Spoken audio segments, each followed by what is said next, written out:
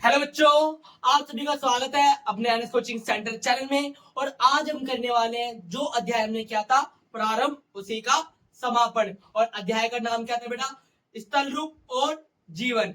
चलिए बेटा, समय की बर्बादी ना करते हुए सीधा अध्याय को करते हैं प्रारंभ। बेटा पर्वतीय जीवन। बेटा पर्वतीय भूभाग सामान्य रूप से क्या होता है बेटा? खड़े ढलानों के साथ ऊबड़ खाबड़ होता है और वहां पर बेटा जीवन व्यतीत करना कोई आसान बात नहीं है। इसीलिए बेटा पर्वत पे जीवन व्यतीत करना एक अपने आप में क्या है बेटा? संघर्ष है। स्थल रूप। स्थल रूप बेटा कितने प्रकार के होते हैं? 3 प्रकार के होते हैं। पर्वत, पठार और मैदान। स्थल रूप के कितने प्रकार होते हैं बेटा? 3 प्रकार होते हैं। पर्वत, पठार और मैदान। चलिए बेटा, पर्वतीय जीवन। विश्व भर के अनेक पर्वतीय क्षेत्रों में कृषि की जगह पशुपालन को अधिक महत्व दिया जाता है। बेटा जहां पर पर्वतीय इलाका होता है बेटा, वहां पर कृषि करना एक अपने आप में क्या है बेटा? चुनौती है। इसलिए बेटा वहां के लोग क्या है बेटा? कृषि की जगह क्या है बेटा? पशुपालन करना उचित समझते हैं। पर्वतीय जीवन के अंदर क्या है बेटा? पर्यटन। पर्वतीय लोगों के लिए आय का एक महत्वपूर्ण साधन है। जो बेटा पर्यटन है बेटा, हम जैसे लोग क्या है बेटा? पर्वत की वादियों में घूमने जाते हैं और बेटा वहां पर क्या है बेटा? तरह तरह की चीजें करते हैं। ठीक है बेटा, तो उन्हीं से क्या है बेटा? उनको आय का साधन प्राप्त होता है। चलिए बेटा, कुछ पर्यटक पर्वतों पर साहसिक खेलों के लिए भी जाते हैं, जैसे स्कीइंग स्कीइंग हाइकिंग, पर्वतारोहण और पैराग्लाइडिंग। बेटा ऐसी चीजें करने के लिए क्या है बेटा? हम सभी लोग क्या है बेटा? पर्वतों में जाते हैं, ताकि हम क्या है बेटा? पर्वतों की वादियों का क्या ले सके? आनंद ले सके और चिंता मुक्त हो सके। चलिए, पर्वतीय जीवन। बेटा बचेंद्री पाल 1984 में माउंट एवरेस्ट पर चढ़ने वाली प्रथम भारतीय महिला थी। बेटा प्रथम भारतीय महिला कौन थी जिसने बेटा माउंट एवरेस्ट की चढ़ाई चढ़ी थी? बेटा कौन थी बेटा? बचेंद्री पाल। और एक नहीं, 2 बार माउंट एवरेस्ट की चढ़ाई चढ़ने करने वाली महिला कौन थी बेटा? आप कमेंट में करके बताना। बेटा पर्वतीय जीवन। अरुणिमा सिन्हा जब 31 वर्ष की थी तब एक दुर्घटना में उन्होंने अपना एक पैर गंवा दिया। बेटा ये घटना कोई आम घटना नहीं थी। बेटा ये जो महिलाएं थी बेटा, अरुणिमा सिन्हा, जो बेटा ये आराम से बेटा यात्रा करी थी, रेल यात्रा, और वहां पर बेटा क्या है? कुछ डाकुओं में क्या है बेटा? घिर जाती है और इनके साथ क्या किया जाती है? लूटमार की जाती है और उनको क्या है बेटा? रेल से धक्का दे दिया जाता है। और रेल से धक्का देने के कारण ये काफी क्या है बेटा? क्षतिग्रस्त हो जाती है और रेल क्या है बेटा? इनके पैर से चढ़ के चली आती है और उस दुर्घटना में इन्होंने अपना पैर खो दिया और ऐसा कहा गया कि ये कभी भी चढ़ नहीं पाएंगी। और इन्होंने ठान लिया क्या? कि जो कार्य मैं नहीं कर सकती उसको करके दिखाऊंगी। और दृढ़ निश्चय से ही क्या है बेटा? इन्होंने माउंट एवरेस्ट की क्या करी बेटा? चढ़ाई करी। और इनको माउंट एवरेस्ट की चढ़ाई करने में किसने बेटा सहायता की थी बेटा? बचेंद्री पाल ने। अरुणिमा सिन्हा जब 31 वर्ष की थी तब एक दुर्घटना में उन्होंने अपना एक पैर गंवा दिया। बचेंद्री पाल के प्रोत्साहन एवं प्रशिक्षण से 2013 में उन्होंने माउंट एवरेस्ट पर चढ़ाई की। पर्वतीय जीवन। बेटा इन्होंने विश्व के अन्य चोटियों पर भी क्या है बेटा? हमारे भारत का नाम रोशन किया पर्वतारोहण करके। और इसी उपलक्ष्य में बेटा 2015 में पद्म श्री से क्या है बेटा? इनको सम्मानित किया गया था। आकस्मिक बाढ़। बेटा बादल फटने के कारण जो बाढ़ आ जाती है बेटा, तो बेटा पर्वतों पे क्या है? जो जीवन है बेटा वो क्या है? आसंकट हो जाता है। कोई आम स्थिति नहीं होती जीवन व्यतीत करना। जीवन क्या है बेटा? अस्त व्यस्त हो जाता है। भूस्खलन। बेटा जब बेटा चट्टाने क्या है बेटा? अपने आप ही भूकंप के कारण या अन्य कारण से बेटा क्या है? टूट टूट के गिरने लगती है, उसे क्या कहते हैं? भूस्खलन कहते हैं। Mount Everest. माउंट एवरेस्ट विश्व का सबसे ऊंचा पर्वत है और इसकी ऊंचाई कितनी है बेटा? 8,849 मीटर है। और इसके अनेक नाम है बेटा। माउंट एवरेस्ट को क्या है बेटा? अन्य नामों से जाना जाता है, एक नहीं बेटा, अन्य नाम है। ठीक है, एक ही के बारे में बात करते हैं, क्या क्या इसके नाम है। चलिए, माउंट एवरेस्ट। तिब्बती लोग इसे चोमू लुंगमा कहते हैं बेटा। माउंट एवरेस्ट को तिब्बती लोग क्या कहते हैं? चोमू लुंगमा कहते हैं। क्या कहते हैं बेटा? चोमू लुंगमा, जिसका अर्थ है जगत जननी। पर्वत की उसी रूप में पूजा करते हैं बेटा। तिब्बत के लोग क्या है बेटा? माउंट एवरेस्ट की क्या करते हैं? पूजा करते हैं। और क्या कहते हैं बेटा तिब्बत के लोग इसे? जगत जननी। Mount Everest.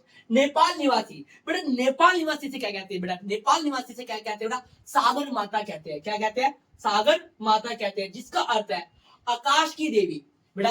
क्या कहते हैं? आकाश की देवी। कौन कहते हैं बेटा? नेपाल के लोग। सागर माता का अर्थ क्या है बेटा? आकाश की देवी।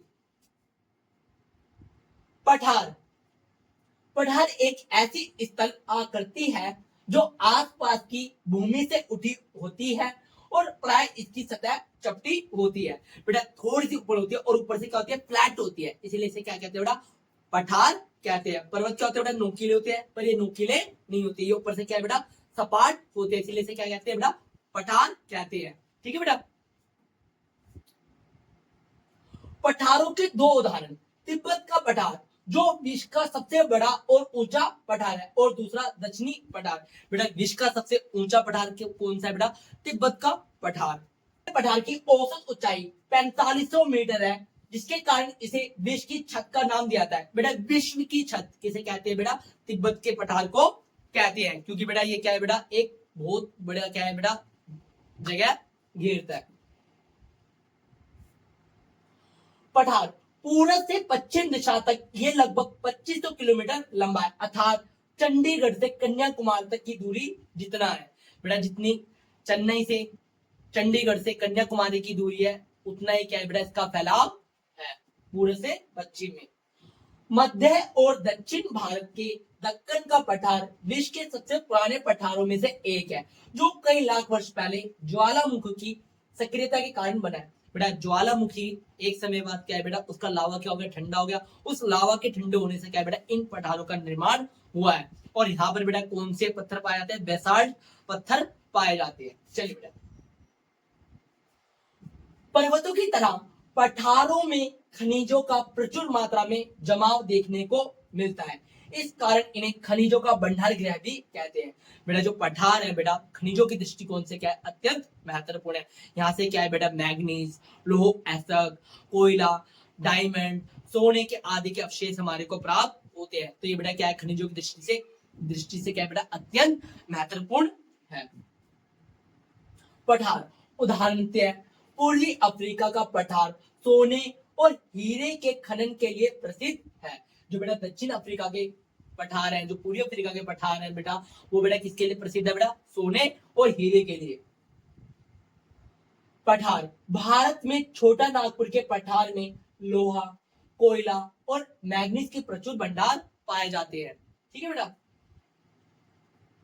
जलप्रपात बेटा, पठारों में अनेक आकर्षक जलप्रपात भी होते हैं बेटा। विश्व का सबसे ऊंचा जलप्रपात कौन सा है? वेनेजुला जलप्रपात है। कौन सा प्रपात है? वेनेजुला। वैसे ही बेटा भारत के अंदर भी क्या है बेटा?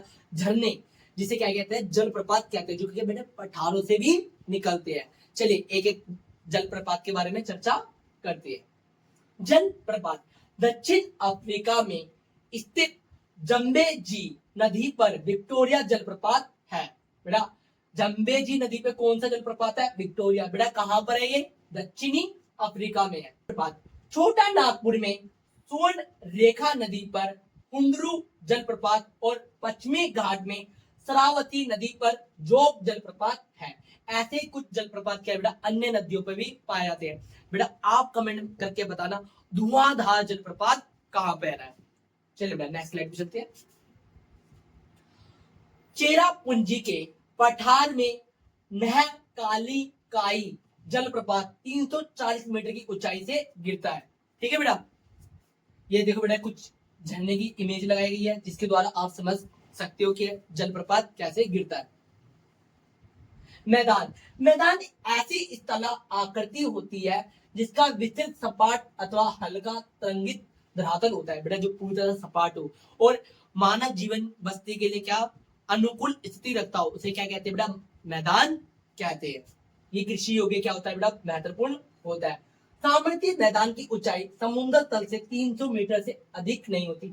जो मैदानी इलाका है बेटा, उसकी समुद्र से ऊंचाई बेटा 300 मीटर तक ही होती है। चलिए बेटा, मैदान सभी प्रकार की फसलों को उपजाने के लिए उपयुक्त होते हैं। बेटा मैदानी इलाके में क्या है बेटा, विभिन्न प्रकार की फसलें क्या है उगाई जा सकती है। चलिए बेटा, मैदान विविध प्रकार की वनस्पतियों और जीव जंतुओं का भरण पोषण करते हैं। जो मैदानी इलाका है बेटा, वो तरह तरह की स्पीसीज को क्या है बेटा, आश्रय प्रदान करता है।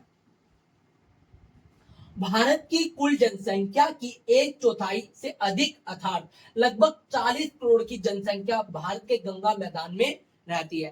बेटा भारत की इतनी बड़ी जनसंख्या, आधे से ज्यादा जनसंख्या कहां पे वास करती है बेटा, गंगा के मैदानी इलाके पे वास करती है।